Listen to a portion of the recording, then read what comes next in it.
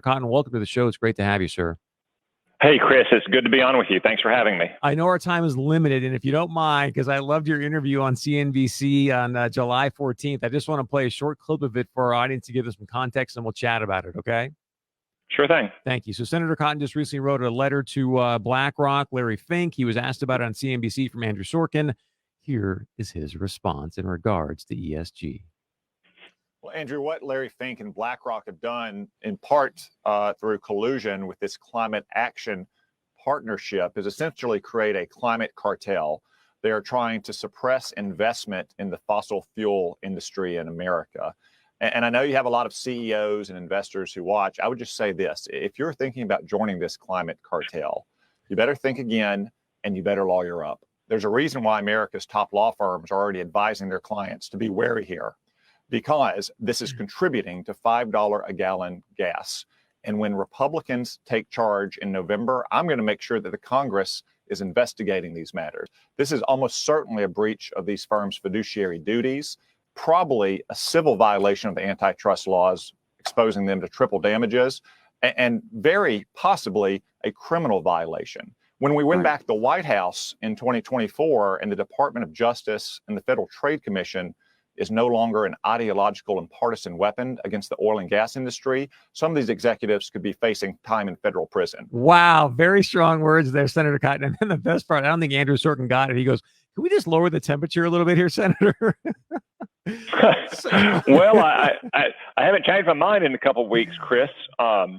Larry Fink and BlackRock and all the participants in this so-called Climate Action Fund are engaged in an open combination, cartel, conspiracy, whatever word you want to use from our antitrust laws. It is, taking a step back from the antitrust laws, almost certainly a violation of these companies' fiduciary duties under state laws to their investors to seek the best returns they can get. But under the federal antitrust laws, there are civil violations, and if you violate those, it can be a award of triple damages. But maybe most important for the CEOs and other participants in this climate cartel, there are criminal antitrust penalties, and those are usually reserved for violations like cartels, like conspiracies and combinations that are working in concert together to allocate markets or fix prices in some ways. And I think there's a strong case to be made that this warrants a criminal investigation. And therefore, I would recommend anyone who's thinking about stepping into this climate cartel to think again. Why take that risk? All for the purpose so you can feel good about yourself or your company for getting people to drive coal-powered cars, which I would remind everyone is what electric cars really are. They're powered by coal or gas or nuclear power. Also, you can try to strangle to death the oil and gas industry in America, which provides the livelihood for millions of Americans and tens of thousands of North Dakotans. I would recommend they all think again. Well, I know that everybody out in the Bakken that's listening to us, Senator Cotton, and all the ag producers here are cheering you on in this conversation. I'm sure you saw what the National Credit Union was suggesting. Hey, we've got to be weary of loans to farmers and ranchers as well. I know you grew up on a cattle farm. I think the big question everybody has, first up, before I ask you that, what executives are you suggesting may get criminal charges against them?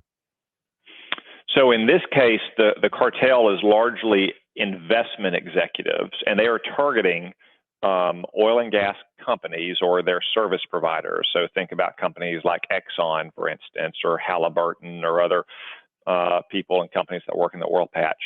The second group of companies they're targeting are major users of oil and gas and coal. So think about investor-owned utilities or the major airlines that use all the jet fuel and so forth. If those investment executives are operating as a cartel to try to suppress prices to maintain market allocation, then they could face criminal charges. And remember, Larry Fink, for instance, keeps claiming that he has not divested from oil and gas companies. If that's the case, some of these investors may also be making money in both hands. On the one hand, they charge their investors much higher fees for these so-called ESG funds, I guess, so the investors can feel good about themselves. They got to pay more for their to feel virtuous. But on the other hand, if the effect of that ESG investing movement of this climate cartel is to restrict the supply of oil and gas, therefore drive up the price, therefore put greater profits in the pockets of companies like Exxon, and they're still investing in those companies, then they're making money in that hand as well. Well, I thought it was fascinating within that interview when Joe mentioned it's probably China that's pushing the narrative in regards to investing in all these ESG programs because they're the one that have got obviously the EV batteries and the lithium and things of that and solar panels. What say you? Well, certainly it's the kind of thing that China would do. It's the exact kind of thing that Russia has done. If you've seen any of the propaganda against hydraulic fracturing over the last 20 years, there's almost a guaranteed certainty you've been influenced by foreign interference because Russia plainly does not want America to become the world's largest producer of oil and gas. So they've invested surreptitiously in a lot of the anti-fracking propaganda you've made seen. So it's exactly the kind of thing you would expect China to do. And you're right that they benefit from so-called green technology because they are the world's largest producer of things like solar panels or wind turbines, or for that matter, the minerals that go into electric vehicle batteries and so much other so-called green technology. Why in the world would we hamstring the kind of energy, oil and gas, in which we lead the world, and effectively subsidize the kind of energy that our chief competitor underwrites? So these progressives, they may march under the banner of climate change, but it looks an awful lot like China's five-star flag, if you ask me. Senator, I'm sure you've seen the news as well. Continental Resources, Harold Hamm, he's considered the granddaddy of the Bakken, is now looking to actually privatize his company, buy back all the stocks. He says that Continental, I love how he says this, the public markets, they underappreciate what Continental does.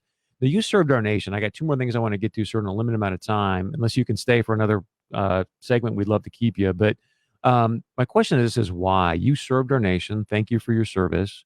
Why send young men like yourself to the sand where they can possibly die rather than send them to the Bakken where they can prosper? Well, that's exactly right, Chris. We're fortunate that today we're much less dependent on foreign oil than we were, say, under Ronald Reagan.